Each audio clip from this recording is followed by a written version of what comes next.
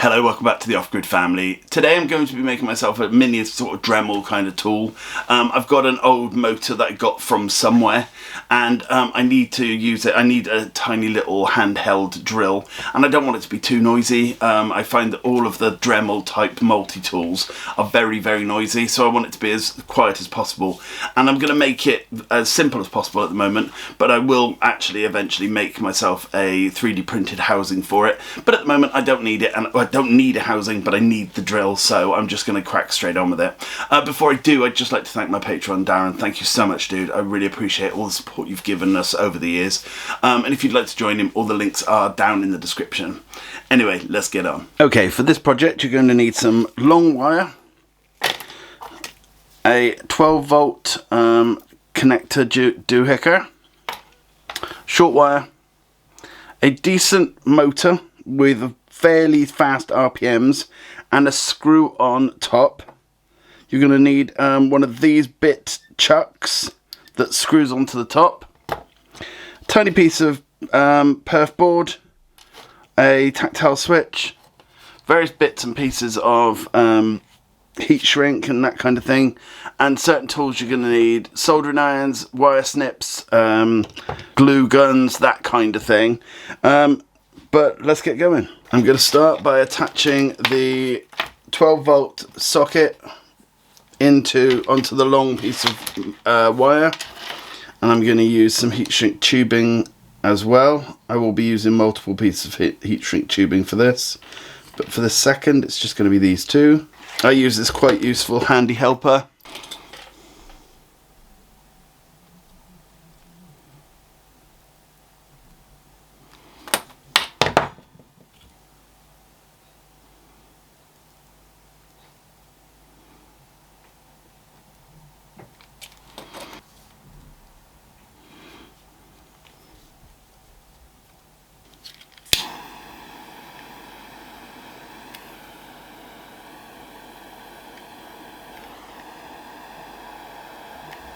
Okay, so that's done. Next, what we're going to do is set up this switch.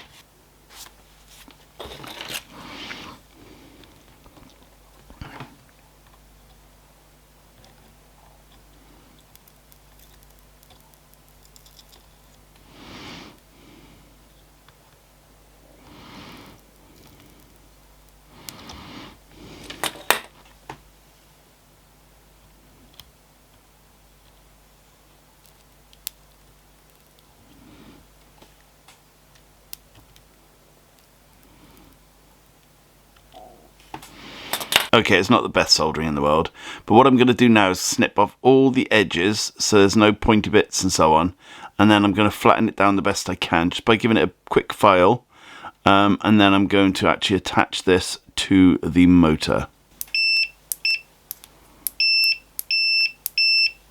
Right now with this motor, it's got a little bearing here, so I'm actually able to hold it like this, and I'm thinking about having the button here.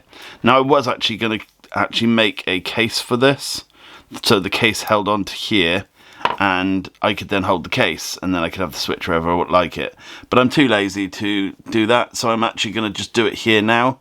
So I'm thinking somewhere around there, but what I need to do first is, obviously because this has metal and this is metal, that won't go too well, so I'm going to put a bit of tape around it, and I will be using some hot glue. Okay, just a little bit of tape around it, and next I'm just going to hot glue the switch to here.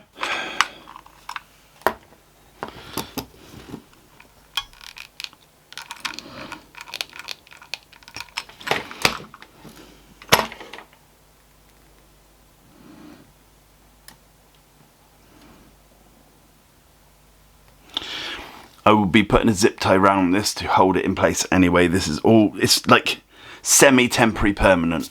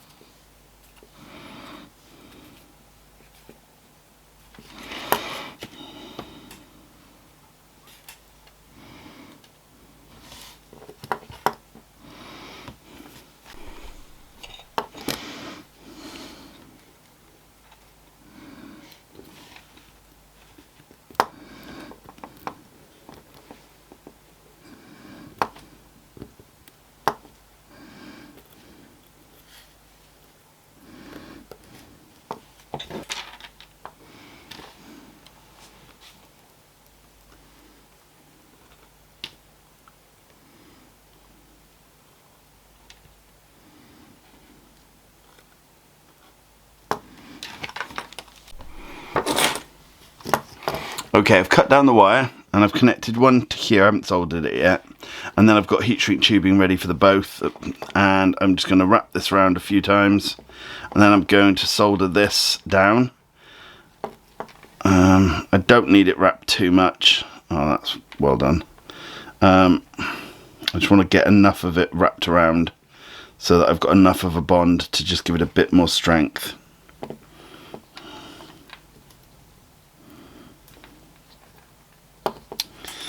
I'm just making a pig's ear of this.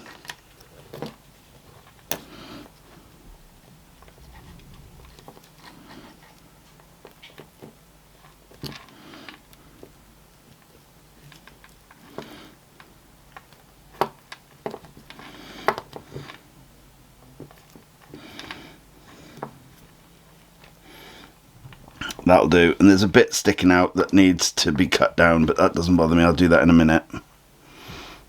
Let's just give that a bit of a squeeze. That's the bit that I'll be cutting off. I'm not sure if you can see it, but it doesn't matter at the moment. I'm not sure if you can see it, but there's a bit hanging off the edge. But that's easy to remove in a second, and then we'll heat shrink tube that.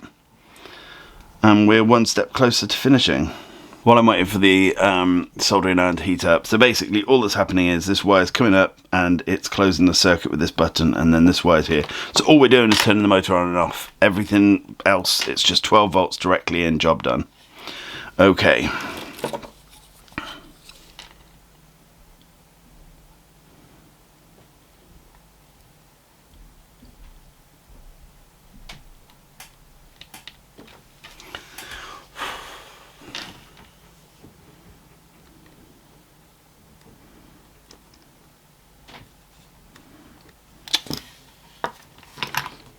That didn't go according to plan.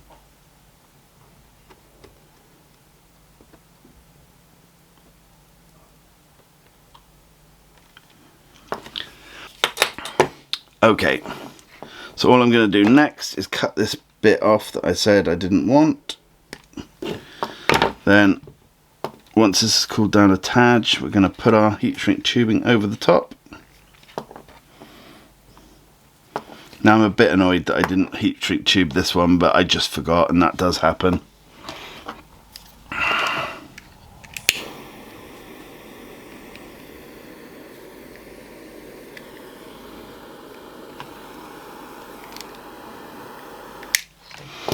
Okay. As soon as that's cooled, I've got another piece of heat shrink tubing just to keep them tight like that. But again, I'll wait for them to cool down. And then what I'm going to do is I'm going to wrap the whole thing in gaffer tape, not electrical tape. And the reason I'm not using electrical tape is this stuff tends to just go sticky after a while. It's just not good. It could just be that I buy cheap stuff, because I always do. But gaffer tape, just you stick it on, it's there forever kind of thing. So this in. Now I'm not going to do it too tight. I'm just going to get them so that it's basically, hopefully, not going to be too wobbly. That should be okay like that.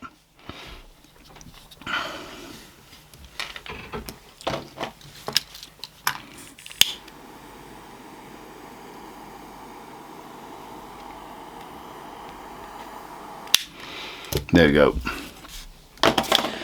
In a second, before I start gaffer taping everything up, I will test it. Okay, so I've got it connected up to my power pack at just over 9 volts.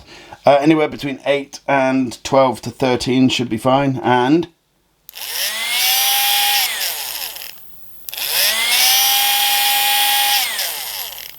perfect.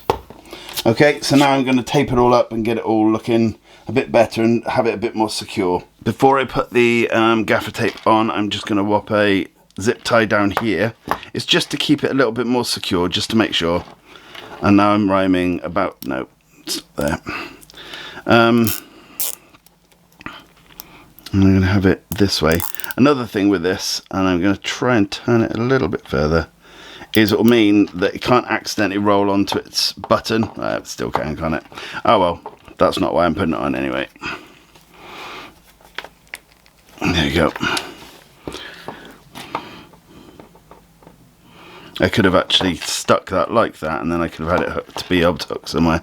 But I don't care. I'm not thinking like that yet. Right, I'm going to put a bit of gaffer tape on now, and then I'm going to cut the little holes out so I don't overheat the motor. And then we're pretty much done. I've cut off nearly all the gaffer tape, but I'm going to cut it a tiny bit more now, and then I'm going to cover the exposed wire with the rest of it, just to give us a bit more protection from the elements as such. So I'm literally just going to slice it together like that. There you go. And then I'm just going to cut around it. It just makes it so it's a little bit more secure and a little less likely to get knocked or bumped. Okay, and here it is finished. It's nothing pretty, but it really does work, and it's just so simple to use. This I use mainly for plugging stuff in before I start recording. Okay, so here it is, all in its beautiful glory, and yeah, it's nothing major to look at, but it really does work. And I use it primarily for things like doing all my circuit boards, and it just works really well for just drilling out different bits. I'm only on 9 volts, aren't I? Hang on, let me just turn it up to, I'll do it to 10.44 volts just to show you. And we're straight through, and it's just really good for sorting out all of your different circuitry.